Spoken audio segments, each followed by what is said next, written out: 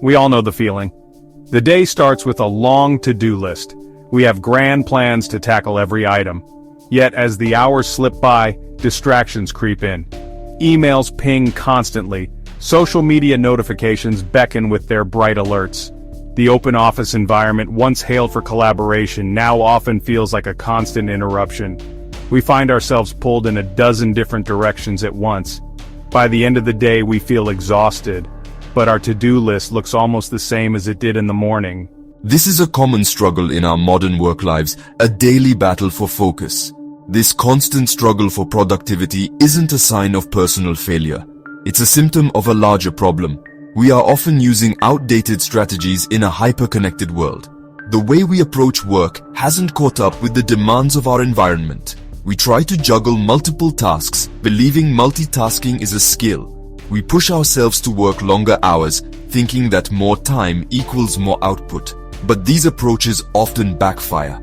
They leave us feeling drained and less effective. True productivity is not about the sheer volume of effort. It is about the quality and focus of that effort, something that gets lost in the noise of our busy days. The quest for productivity has become a source of anxiety for many. But what if the answer isn't about doing more, faster?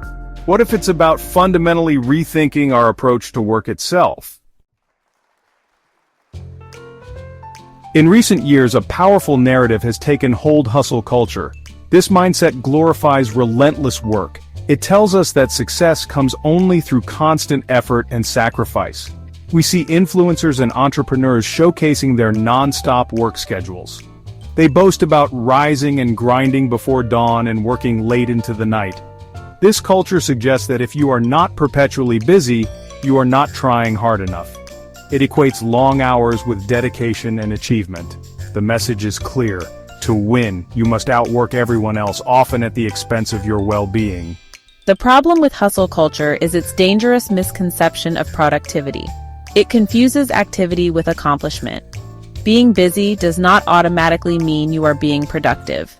You can spend 12 hours at your desk, flitting between tasks, answering emails, and attending meetings, yet achieve very little of substance. True productivity is about producing valuable output.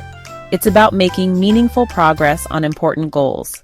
Hustle culture often leads to shallow work tasks performed with divided attention that don't create significant value. It prioritizes the appearance of effort over the actual impact of that effort.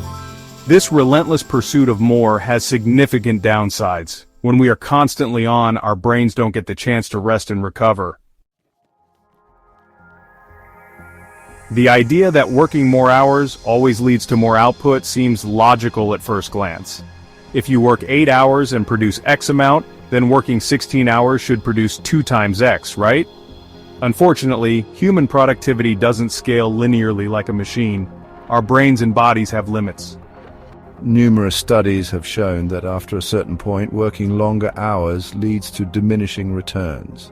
In fact, productivity can even decline sharply. This means that those extra hours you're putting in might not just be less productive, they could actually be counterproductive, leading to more mistakes and lower quality work. A landmark study from Stanford University provided compelling evidence for this phenomenon.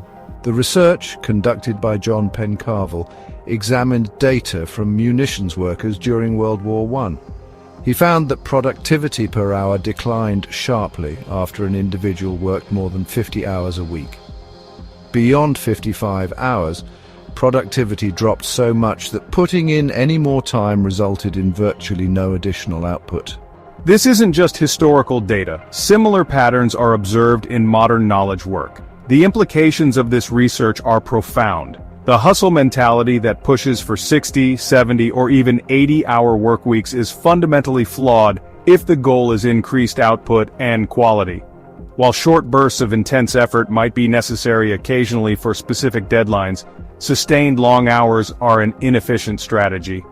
The belief that you can simply power through with sheer willpower ignores the biological realities of how humans perform optimally. It's like trying to sprint a marathon. You'll exhaust yourself long before reaching the finish line. Understanding this principle of diminishing returns is crucial for developing a smarter work strategy. Our ability to plan, focus, make decisions, and manage complex tasks resides largely in a part of our brain called the prefrontal cortex. This area is like the CEO of your brain. It handles executive functions that are essential for high-level cognitive work, the kind of work that truly moves the needle on important projects. When you are well rested and focused, your prefrontal cortex operates efficiently. It allows you to think clearly, solve problems creatively, and resist distractions. This is the state in which you produce your best, most valuable work. However, the prefrontal cortex is highly susceptible to the effects of stress, fatigue, and overwork. When you push yourself too hard for too long, without adequate rest, this critical brain region starts to underperform. It's like trying to run complex software on an overheated computer. It becomes slow, glitchy, and prone to crashing. Decision-making becomes impaired. You might find yourself making impulsive choices or struggling to weigh options effectively. Your ability to concentrate diminishes, making it harder to engage in deep, focused work. All right, folks, welcome to Section 5, the art of smart work embracing deep, focused effort. So, if working longer hours isn't the answer, what is? The key lies in working smarter, and a cornerstone of smart work is the ability to engage in what I call deep work. Deep work refers to professional activities performed in a state of distraction-free concentration that push your cognitive capabilities to their limit. These efforts create new value, improve your skills, and are hard to replicate. It's the kind of focused effort that allows you to master complex information and produce high-quality results in less time than you might imagine. It's about intensity, not just duration. Now contrast this with shallow work, which describes non-cognitively demanding logistical-style tasks, often performed while distracted. These tasks tend not to create much new value in the world and are easy to replicate. Answering emails, attending unnecessary meetings, or mindlessly scrolling through social media under the guise of work are examples of shallow activities. While some shallow work is unavoidable, the problem arises when it dominates our schedule, leaving little time or mental energy for the deep efforts that truly matter. To embrace deep work, you must consciously cultivate an environment and habits that support intense focus. This means minimizing distractions. Turn off notifications, close unnecessary browser tabs, signal to others that you need uninterrupted time. It might involve scheduling specific blocks of time in your day dedicated solely to deep work on your most important tasks. During these blocks, your entire attention is devoted to the task at hand. Section 6, the unsung hero, why rest is your greatest productivity ally. In our relentless pursuit of productivity, rest is often the first thing to be sacrificed. We see it as a luxury, or worse, a sign of laziness. Hustle culture reinforces this by idolizing those who claim to need little sleep or downtime. However, scientific evidence overwhelmingly shows that rest is not the enemy of productivity, it is an essential component of it. Just as athletes need recovery time to repair their muscles and improve performance, knowledge workers need mental rest to recharge their cognitive capacities and maintain high levels of functioning. Rest is not idleness, it's a strategic imperative. Our brains are incredibly active, even when we are not consciously working on a task. During periods of rest and downtime, the brain consolidates memories, makes connections between ideas, and clears out metabolic byproducts that accumulate during intense mental effort. This is when insights often emerge, and creative solutions to complex problems can surface. The famous aha moments rarely happen when you are staring intently at a problem, but rather when you step away, take a walk, or engage in a completely unrelated activity. Section 7. Crafting your high-impact day. Practical steps to work smarter. Understanding the principles of smart work is one thing. Implementing them into your daily routine is another. The goal is to create a sustainable rhythm that prioritizes focused effort and adequate rest. One of the most effective strategies is to identify your most important tasks, MITs, for the day. Instead of a sprawling to-do list that induces overwhelm, select just 1 to 3 truly crucial tasks that will deliver the most significant results. Tackle these tasks first, ideally during your peak energy hours when your capacity for deep work is highest. This ensures that even if the rest of the day gets chaotic, you've made meaningful progress. Time blocking is another powerful technique for working smarter. Instead of letting your day be dictated by incoming requests, proactively schedule blocks of time for specific activities, especially deep work. Treat these blocks as important appointments. For example, you might block out 90 minutes in the morning for focused work on your top MIT, free from email or other distractions. Also, schedule blocks for shallow work, like checking emails, so it doesn't constantly interrupt your focused efforts. This structured approach helps you manage your time and attention more effectively. Embracing regular breaks is crucial. The Pomodoro technique, which involves working in focused 25-minute intervals followed by a 5-minute break, is a popular method.